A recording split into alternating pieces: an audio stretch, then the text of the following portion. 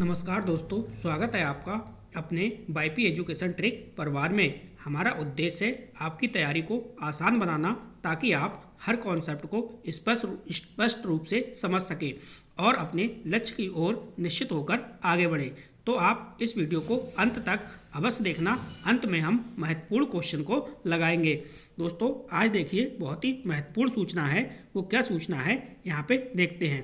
देखिए, कहीं पे भी हम पढ़ते होते हैं तो हमारे दिमाग में एक बात चलती होती है कि हम क्या पढ़ रहे हैं और क्या नहीं पढ़ रहे हैं, कि हमने जो भी कोर्स पढ़ा है वो हमारा कहाँ तक हुआ। तो देखो, मैं आपको करा रहा हूँ इस समय बाल विकास एवं शिक्षा शास्त्र। तो देखिए, जो बाल विकास एवं शिक्षा शास्त्र है वो 3 पार्ट्स में डिवाइड है। ठीक है, पहला जो है वो है चाइल्ड डेवलपमेंट। चाइल्ड डेवलपमेंट से कुल 15 अंक पूछे जाएंगे। दूसरा पार्ट है वो है दोस्तों इंक्लूसिव एजुकेशन। यहाँ से दोस्तों कितने नंबर का आएगा? यहाँ से आएगा 5 नंबर का। इसके बाद देखिए, जो थर्ड पार्ट है लर्निंग एंड पेडागोजी। यहाँ से कितने मार्क्स का आएगा? तो यहाँ से आएगा दोस्तों 10 मार्क्स का। तो ये कुल मिला के 30 मार्क्स का आपका सिलेबस है बाल विकास व शिक्षा शास्त्र का। अभी हम आपको कहाँ पे करा रहे हैं कोर्स, ये मैं आपको बता रहा हूँ। देखिए, हम आपको करा रहे हैं चाइल्ड डेवलपमेंट। यहाँ पे देखिए, मैं आपको 18 टॉपिक कंप्लीट कराऊंगा कंटेंट के। 18 जब मैं आपको टॉपिक करा दूंगा तो 100% गारंटी के साथ कहूँगा कि 15 अंक आपको इन्हीं 18 टॉपिक से मिलेंगे। इसके बाद देखिए, जब आपका ये 18 टॉपिक ये हो जाएंगे, इसके बाद हम आपको कराएंगे इंक्लूसिव एजुकेशन। इसके मैं आपको 300 क्वेश्चन लगभग करा दूंगा, MCQs। इसमें आपको कोई भी समस्या नहीं आएगी। आराम से आप 5 नंबर बटोर लोगे यहाँ से। जैसे ही ये टॉपिक आपका कंप्लीट हो गया होगा, इसके बाद तुरंत मैं आपको यहाँ पे लेके चलूँगा चाइल्ड डेवलपमेंट पे, क्योंकि यहाँ इस पे फोकस हमें ज़्यादा देना है। यहाँ पे मैं आपको टॉपिक वाइज टॉपिक कराऊँगा वन लाइनर क्वेश्चन, यानी फास्ट रिवीजन के तौर पे। इसके बाद तुरंत हम चलेंगे लर्निंग एंड पेडागोजी के साइड। ठीक है, इसकी ओर चलेंगे। ये 10 अंक का पूछा जाता है। यहाँ पे ये मैं कराऊँगा आपको 400 MCQs। 400 MCQs के अंदर ये आपके 10 मार्क्स सिमट जाएंगे। इसके बीच में हम आपको बता दें, इसके बीच में जो देखिए मैंने यहाँ पे लिख रखा है कि भाई 8 वर्ष के CTET PYQ, तो इसके बीच में मैं ये 5-5 साल के PYQ आपको करा दूंगा। ठीक है, इसके बाद देखिए फिर हम लेके आएंगे 500 MCQs किसके? चाइल्ड डेवलपमेंट के। इस प्रकार से ये तैयारी रहेगी आपकी, ये पूरा शेड्यूल है। तो अब बिना किसी देरी के करते हैं टॉपिक को स्टार्ट। टॉपिक का नाम है आज का, बहुत ही बेहतरीन टॉपिक है, मोटिवेशन टॉपिक है, अभिप्रेरणा। देखिए, अगर आप CTET का एग्ज़ाम दे रहे हैं तो मोटिवेशन का जो टॉपिक है ना, ये आपकी समझो सफलता पक्की कर सकता है। बस आप 5 मिनट में पूरी कहानी को समझ जाओगे। ठीक है, इसके बाद एक बात आपको और बता दूं, किस बच्चे में देखिए पढ़ने की इच्छा क्यों होती है? यह कौन सा बच्चा जल्दी हार मान लेता है? यह सिर्फ एक ही चीज़ तय करती है, वो है मोटिवेशन। तो अब बिना किसी देरी के करते हैं वीडियो को शुरुआत। तो चलिए हम आ गए अपने टॉपिक पर। देखिए, टॉपिक का नाम क्या है? वो है मोटिवेशन यानी प्रेरणा। देखो, मैं आपको बता दूं, मेरी पूरी कोशिश होगी 100% इस टॉपिक को अच्छे से समझाने की। बस आपको वीडियो में बने रहना है। देखो, मोटिवेशन यानी प्रेरणा, तो सबसे पहले ये समझो आप कि प्रेरणा क्या है। प्रेरणा क्या है? देखो, प्रेरणा क्या है? प्रेरणा वह आंतरिक शक्ति है, यानी इनर फोर्स है, जो किसी व्यक्ति को किसी कार्य को शुरू करने, जारी रखने और लक्ष्य प्राप्त करने के लिए सक्रिय करती है। जैसे कि मैं आपको मोटिवेट कर रहा हूँ। ठीक है, तो अब आपके अंदर क्या है? एक आंतरिक शक्ति है, वो क्या है? जारी होगी। आंतरिक शक्ति कह सकते हैं, एक प्रकार से वर्क करने लगेगी। आप मोटिवेट हो जाओगे किस लिए? यानी तैयारी करने के लिए। CTET की अच्छे से तैयारी करोगे और इस तैयारी को जारी रखोगे तब तक आपको लक्ष्य प्राप्ति ना कर लो। ठीक है, तो यही क्या है? यही आपकी प्रेरणा है। अगर मैं सरल भाषा में कहूँ तो देखो, सरल भाषा में क्या है? प्रेरणा बराबर क्या लिखा है? प्रेरणा बराबर कार्य करने की इच्छा प्लस प्रयास करने की ऊर्जा प्लस लक्ष्य तक पहुँचने का दृढ़ निश्चय। तो यही क्या है? यही आपका प्रेरणा है। उम्मीद करता हूँ ये वाली हेडिंग आपको अच्छे से समझ में आई होगी। यानी प्रेरणा क्या है? प्रेरणा वह आंतरिक शक्ति है जो किसी कार्य को शुरू करने, जारी रखने और लक्ष्य प्राप्त करने के लिए सक्रिय करती है। इसी को हम क्या कहते हैं? प्रेरणा कहते हैं। चलिए अगली जो हेडिंग है हमारी भाई, एक शब्द दिमाग में आता है कि प्रेरणा की आवश्यकता क्यों है। यानी जो प्रेरणा है, मोटिवेशन है, इसकी आवश्यकता क्यों है, तो इसके बारे में थोड़ा सा समझिए। देखो प्रेरणा की आवश्यकता क्यों है, बच्चे में रुचि बढ़ाती है। यदि प्रेरणा जो है बच्चे में क्या करती है, रुचि बढ़ाती है। अगर मान लो कोई बच्चा डिमोटिवेट है या निष्क्रिय पूर्ण रूप से कुंठा की स्थिति में आ गया है, अगर आप उसे मोटिवेट करोगे, प्रेरणा दोगे, तो उसके अंदर रुचि जो है वो उस कार्य को करने के लिए बढ़ जाएगी। नेक्स्ट है लक्ष्य प्राप्त करने में मदद करती है। यानी जो जब आप मोटिवेट करोगे किसी बच्चे को, तो यह क्या है, उसे लक्ष्य प्राप्त करने में उसकी हेल्प करेगी। नेक्स्ट है कठिन कार्यों को भी दृढ़ता बनाए रखती है, मोटिवेट। नेक्स्ट है अच्छे व्यवहार और अनुशासन को क्या करती है, मजबूत करती है। नेक्स्ट है स्वयं की क्षमता का पूरा उपयोग कराती है। तो ये है महत्वपूर्ण पॉइंट, किसके, प्रेरणा क्यों आवश्यक है। तो ये कारण है कि प्रेरणा आवश्यक है। ये पॉइंट अच्छे से आपके समझ में आए होंगे। ठीक है, तो चलिए बढ़ते हैं अगली स्लाइड पर। अगली स्लाइड में क्या है, देखिए यहाँ से क्वेश्चन 100% पेपर में आपको देखने को मिलता है। जो पेपर में क्वेश्चन पूछे जाते हैं वो क्वेश्चन यहाँ से बनता है। ठीक, यहाँ से क्या क्वेश्चन बनेगा वो भी हम आपको बताते हुए चलेंगे। तो यहाँ पे है देखिए प्रेरणा के प्रकार, यानी टाइप्स ऑफ मोटिवेशन। अब प्रेरणा जो होती है, प्रेरणा दो प्रकार की होती है। एक होती है आंतरिक प्रेरणा, दूसरी होती है बाह्य प्रेरणा। तो इसमें जो पहली हेडिंग आप पढ़ रहे हो, पहली हेडिंग है दोस्तों वो है आंतरिक प्रेरणा। ठीक है, जो आपके सीटेट के पेपर में जो पॉजिटिव विकल्प होता है वो दोस्तों आंतरिक प्रेरणा वाला ही सही होता है, जबकि बाह्य प्रेरणा वाला नेगेटिव हो जाएगा, वो सही नहीं होता है। उसकी चर्चा भी हम करेंगे। देखो यहाँ पे आप आराम से समझिए टॉपिक को। जब बच्चा खुद की इच्छा से आनंद के लिए दिलचस्पी के कारण सीखता है, यानी जब बच्चा खुद की इच्छा से यानी अपनी मर्जी से, ठीक है, यानी आपने कोई भी प्रमोट नहीं करा, आपने कोई भी उस बच्चे के लिए कोई भी प्रेरणा नहीं दी, कोई भी मोटिवेशन नहीं दिया, ठीक है, लेकिन बच्चा खुद ही अपनी इच्छा से, बच्चा खुद ही अपनी इच्छा से आनंद के साथ यानी आनंद के लिए और दिलचस्पी के कारण अगर वो बच्चा सीख रहा है तो वो उसकी क्या है, वो दोस्तों आंतरिक प्रेरणा है। यानी उदाहरण समझो, बच्चा गणित का सवाल इसलिए करता है क्योंकि उसे मजा आता है। यानी बच्चा क्या करता है, बच्चा गणित का सवाल इसलिए करता है क्योंकि उसे मजा आता है। यानी कहानी पढ़ना क्यों है, क्योंकि उसकी जिज्ञासा है। अब देखो यहाँ पे एक मैं आपको महत्वपूर्ण पॉइंट बता रहा हूँ। देखो ये आंतरिक प्रेरणा है। आंतरिक प्रेरणा में कहीं पुरस्कार वगैरह की या अवार्ड्स वगैरह की बात नहीं हुई है। जब भी पुरस्कार या अवार्ड्स वगैरह की बात होगी तो वो बाह्य प्रेरणा में चला जाएगा, और बाह्य प्रेरणा में चला जाएगा तो वो वाला ऑप्शन आपका गलत होगा। ठीक है, यहाँ पे सिर्फ और सिर्फ सीटेट के पेपर में आएगा तो आंतरिक प्रेरणा वाला ऑप्शन बिल्कुल सही होगा। वीडियो के अंत तक बने रहना, एक एक चीज़ आपको सिखा देंगे। नेक्स्ट देखिए यहाँ पे सबसे महत्वपूर्ण पॉइंट क्या है, यानी जो महत्वपूर्ण पॉइंट है इस पॉइंट को आप नोट करिएगा। सीखने का सबसे स्थायी और प्रभावी प्रकार है। यानी सीखने का सबसे स्थायी और प्रभावी प्रकार क्या है, आंतरिक प्रेरणा। अगर बच्चा खुद की इच्छा से आनंद के साथ या दिलचस्पी के कारण या उसकी जिज्ञासा बढ़ जाती है, इसके कारण, जिज्ञासा के कारण, ठीक है, बच्चा अगर वो स्वयं करके सीख रहा है, यह उसकी आंतरिक प्रेरणा है। अब जब वो स्वयं सीखेगा, खुद की इच्छा से सीखेगा, तो वो ज्ञान भाई क्या होगा, स्थायी होगा और प्रभावी होगा। तो ये क्या है, ये दोस्तों पॉजिटिव है।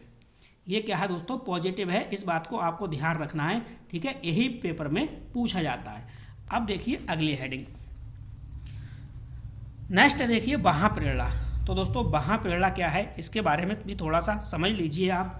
बाह्य प्रेरणा क्या है, देखिए जब बच्चे को बाहर से कोई इनाम, अब देखो यहाँ पे शब्द आ गया, देखो इनाम, पुरस्कार, प्रशंसा, अंक, स्टिकर, कॉफी मिलती है तो वह सीखने लगता है। जैसे अगर मान लो मैं किसी बच्चे से कहूँ कि आप 12th में या फिर क्लास 10 में कक्षा में प्रथम स्थान लाओ, ठीक है, तो मैं आपको एक मोबाइल फ़ोन गिफ्ट करूँगा। तो ये क्या है, ये उसकी बाह्य प्रेरणा हो गई। ठीक है, और बाह्य प्रेरणा वाला जितने भी ऑप्शन होंगे वो सारे के सारे गलत होंगे, नेगेटिव होंगे। वो पॉइंट वाला जो बाहरी प्रेरणा वाला इतने सारे पॉइंट हैं, ये सब पेपर में छपेंगे और यहाँ से कुछ भी बनेगा तो समझो नेगेटिव है। ठीक है, वो आंसर आपका सही नहीं होगा। ये क्या है, बाहरी प्रेरणा है। यानी आपने समझा, जब बच्चे को बाहर से कोई इनाम, पुरस्कार, प्रशंसा, अंक, स्टिकर, कॉपी मिलती है तो वह बच्चा सीखने लगता है। यानी उदाहरण के तौर पे समझिए, अच्छा लिखने पर स्टार मिलना। ठीक है, जैसे ही बच्चा अच्छा लिखेगा तो आप उसे स्टार दे रहे हो तो वो उसकी वहाँ प्रेरणा कहलाएगी। नेक्स्ट है, टेस्ट में नंबर लाने पर पुरस्कार मिलना। अगर वो टेस्ट में अच्छे नंबर लेके आ रहा है, उसे पुरस्कार दिया जा रहा है, ठीक है, तो वो क्या होगी, वहाँ प्रेरणा होगी। यह देखो क्या होती है, यह तत्कालिक होती है पर यह स्थायी नहीं होती। इस पॉइंट को आप दोस्तों नोट करिएगा। पॉइंट क्या कह रहा है, यह तत्कालिक होती है पर स्थायी नहीं होती। इसलिए दोस्तों ये क्या है, नेगेटिव है। ठीक है, ये वाला जो ऑप्शन आएगा पेपर में तो ये गलत होगा, इसको आप टिक नहीं कीजिएगा। किसको कीजिएगा, आंतरिक प्रेरणा के लिए। चलिए, दोनों हेडिंग आपने अच्छे से समझी होंगी। अब देखो यहाँ पे मुख्य पॉइंट, ये जो पॉइंट है ना, ये बेहतरीन है। पॉइंट मैं जरूर डालता हूँ किसी भी टॉपिक को समझाने में। देखो, कक्षा में प्रेरणा बढ़ाने के उपाय क्या हैं, यानी किस प्रकार से एक शिक्षक जो है वो अपनी क्लास में प्रेरणा को बढ़ा सकता है। समझो, देखो, बच्चे की जिज्ञासा बढ़ाने वाली गतिविधियां कराना, यानी बच्चे की जो भी जिज्ञासा है किस क्षेत्र में है उसी प्रकार की क्या है, आप उसे गतिविधियां कराइए। इसके बाद है सकारात्मक प्रोत्साहन। ठीक है, पॉजिटिव रिफोर्समेंट देना। ठीक है, नेक्स्ट है रुचि आधारित शिक्षण, यानी बच्चे में किस चीज़ में इंटरेस्ट है, यानी उसकी रुचि क्या है, उसके अकॉर्डिंग आपको क्या करना है, शिक्षण करना है। अनुकूल वातावरण, यानी बच्चे के अनुकूल क्या करना है, वातावरण करना है। ऐसा वातावरण बनाना है जिसमें बच्चा डरे ना, यानी बिना डर का वातावरण। ठीक है, छोटे छोटे लक्ष्य देना, बच्चे के लिए क्या है, छोटे छोटे लक्ष्य देना। बच्चे की प्रशंसा करना, बच्चे को सहयोग और समर्थन करना। नेक्स्ट है व्यक्तिगत अंतर को मान्यता देना, यानी मान लो आपकी क्लास में मान लो 40 बच्चे हैं, तो 40 बच्चों में अलग अलग भिन्नताएं होंगी, चाहे वो बुद्धि लेवल पे हों, IQ लेवल पे हों, किसी को भी लेके हों, लेकिन वो व्यक्ति अलग अलग बच्चे जो होंगे वो अलग अलग सोच के होंगे, सब भिन्नता होगी बच्चों में। तो प्रत्येक बच्चों को व्यक्तिगत अंतर के तौर पर उसे आप मान्यता देना पड़ेगा और दोगे। ठीक है, तो ये जो सारे पॉइंट है ना, ये यहाँ से क्वेश्चन बनेगा 100%। ठीक है, तो इन पॉइंटों को आप याद कीजिएगा। चलिए अगली स्लाइड पे चलते हैं। अगली स्लाइड है, देखिए अगली स्लाइड दोस्तों वही कॉपी हो गई है, तो नेक्स्ट स्लाइड देखिए। अगली स्लाइड क्या है, देखिए ये पॉइंट भी आपके बहुत काम के आएंगे। ये पॉइंट भी मैंने ऑलरेडी डाले हैं, इसीलिए देखो, एग्जाम में पूछने योग्य लाइनें, कौन कौन सी लाइनें हैं पूछने योग्य, इसको समझो। देखो, प्रेरणा जो है, प्रेरणा सीखने की मुख्य प्रेरक शक्ति है, यानी प्रेरणा जो है वो सीखने की क्या है, मुख्य प्रेरक शक्ति है। प्रेरणा के बिना सीखना प्रभावी नहीं होता, यानी प्रेरणा के बिना क्या है, सीखना जो है वो प्रभावी नहीं होता। आंतरिक प्रेरणा बाह्य प्रेरणा से ज़्यादा स्थायी।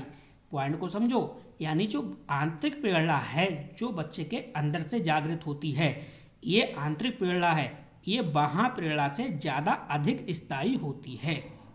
इसलिए मैं कह रहा हूँ, हमेशा महत्व आप किसको दोगे, आंतरिक प्रेरणा को दोगे, जब भी क्वेश्चन में ऑप्शन आएंगे तब। और स्थायी के साथ साथ में क्या है, शक्तिशाली होती है। नेक्स्ट पॉइंट समझिए।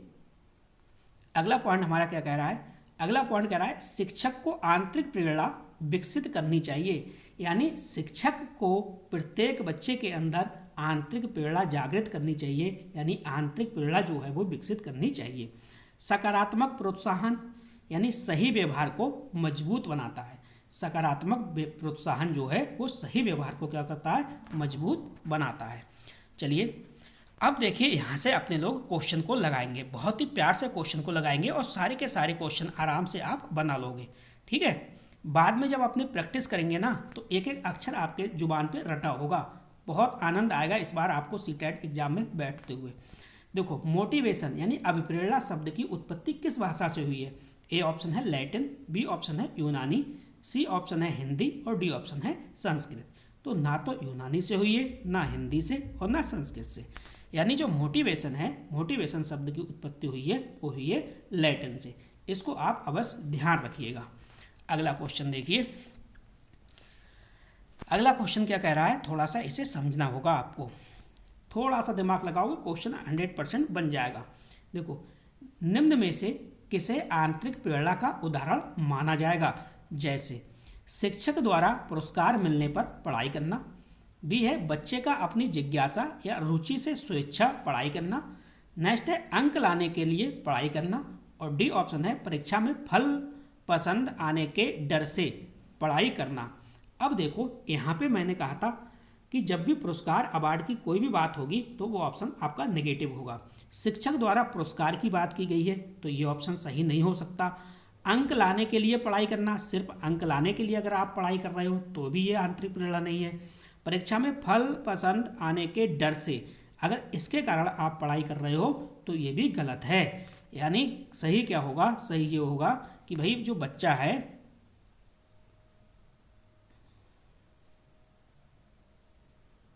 यानी जो बच्चा है, बच्चे अपनी जिज्ञासा या रुचि से स्व इच्छा से पढ़ाई करे तो ये क्या है, आंतरिक प्रेरणा है।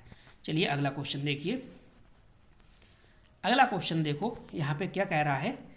क्वेश्चन कह रहा है यहाँ पे कि भाई अब्राहम मास्लो है, ठीक है, अब्राहम मास्लो का आवश्यकता पदानुक्रम सिद्धांत सबसे पहले कौन सी आवश्यकता पूरी होनी चाहिए?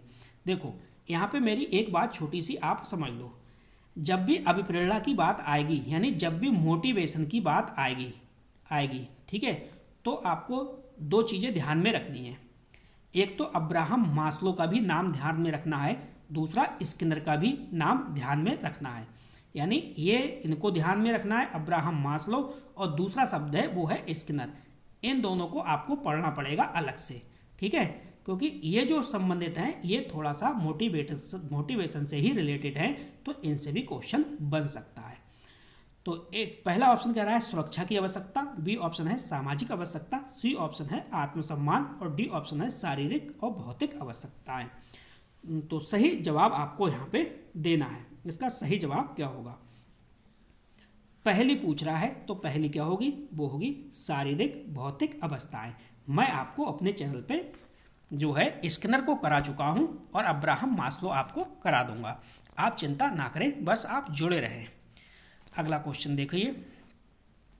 अगला क्वेश्चन है हमारा कि भाई किस प्रकार की प्रेरणा को स्थायी माना जाता है?